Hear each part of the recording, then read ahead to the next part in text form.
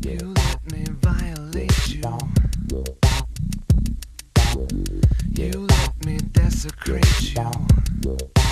Hello angels, welcome back to That in Flicks Episode 2. Today we have myself again, Gers, and Eleanor. And today we'll be reviewing a mystery flick a little bit later on, but for right now we're going to get into the ugly truth. What? You don't even know him? Oh, whoa. Okay, now I get the picture. Hold on. Oh, you're a dog. What? Well, you must be. Come on, you heard me. I mean, if you were hot, you would be out breaking some poor schmuck's heart instead of spending all your time fantasizing about Mr. Wonderful. Face it. You're ugly. I am not ugly. Well, okay, let me help you out here. You might as well face the fact that you're going to be alone and stop pining away for some fantasy guy you're never going to get. How can you possibly... Hey, Lassie, the show's called The Ugly Truth. If you can't face it, don't call. That about wraps it up for this evening. I'm Mike Chadway, reminding you that the truth... Okay, so I'm looking at The Ugly Truth this week and kind of smearing a bit of The Ugly Truth on the review because it just wasn't that great. So the film basically centres around Abby and Mike. So Abby is played by Katherine Heigl and Mike by Jared Butler. And it looks at the differences between men and women. So what women look for in a male partner, what men look for in a female partner or in a male partner. Abby is a producer of a TV series, and the TV series isn't playing out very well. And she, perchance one night, in a comedy of errors, her cat steps on her remote in her apartment, and Jared Butler's TV show, The Ugly Truth, pops up. And she watches it, and it's not really a spoiler alert, I don't think. She sort of calls in and they have this little, banter online, and the next day she turns up and her boss has actually hired Mike for her TV show with its failing ratings to try and pump things up.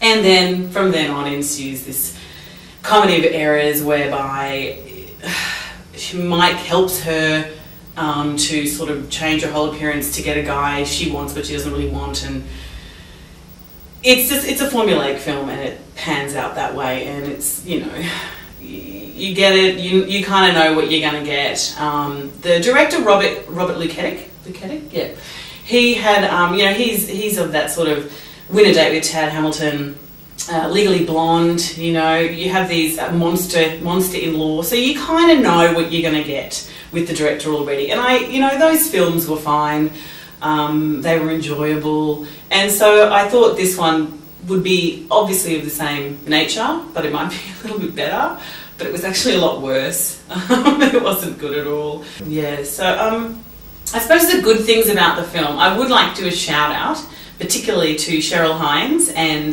John Michael Higgins, who are in the film. Just referring to my notes there. They are always good, and that they actually helped me get through the film.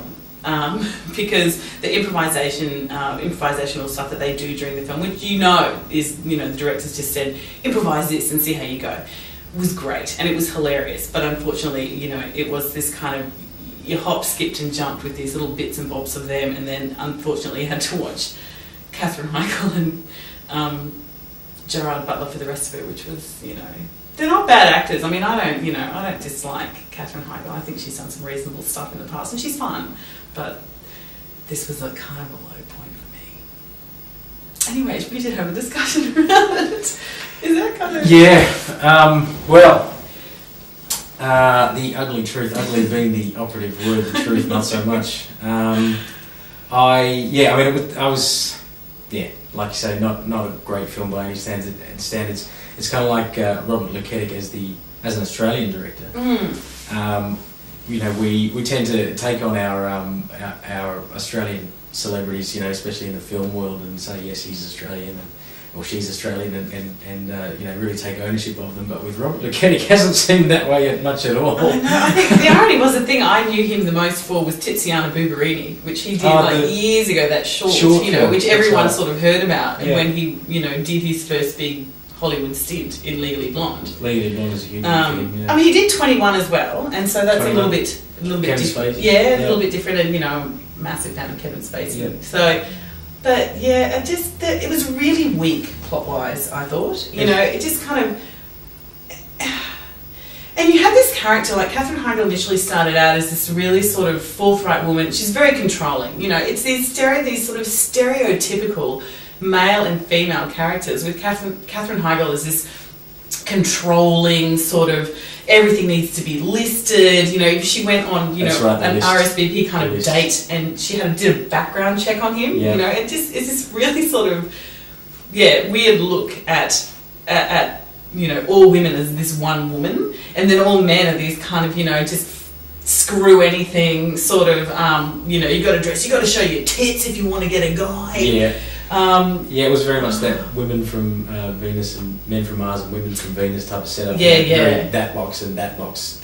But I have to say that I had this nagging feeling throughout it that like it was a teenage girl's fantasy or ideal of what their grown-up life would be. You know, this kind of you know, that strong, independent, successful woman.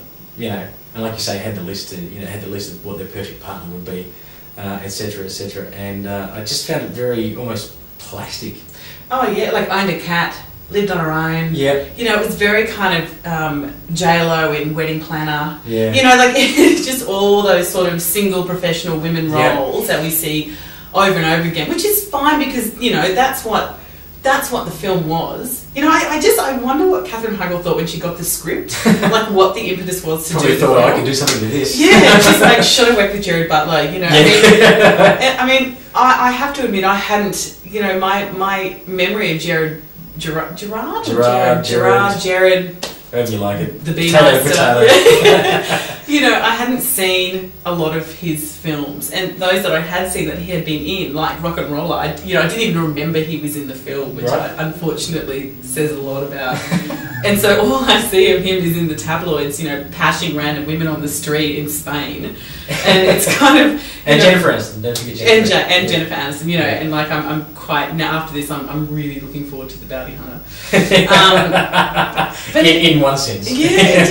I didn't, you know, and I mean, you just, from the moment they start bickering on screen, it's like in like horror films or those sort of, you know, like Rogue or Anaconda, as soon as someone starts crying in a film, you know they're going to die. Yeah. So in this film, as soon as they have to die. Yeah. So as soon as they started bickering, you know, not to give anything away, but you know where it's going to go.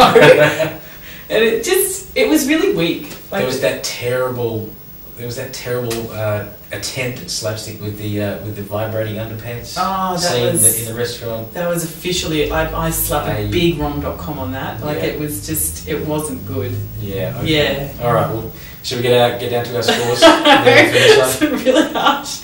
I'm going to be kind just purely because of the Cheryl Hines. Cheryl Hines, yeah. Good call. I'm going to, just because of the Cheryl Hines, John Michael Higgins additions in the film, I'm going to be kind and give it 4 nails.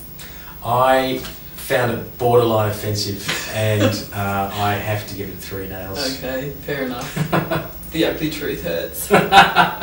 You're sleeping with a carefully calculated set of venal choices. Money over substance, looks over soul, polish over principles. No gesture, no matter how real or romantic, will ever compensate for a really impressive list of credentials. This coming from a man who's never made a gesture other than this one.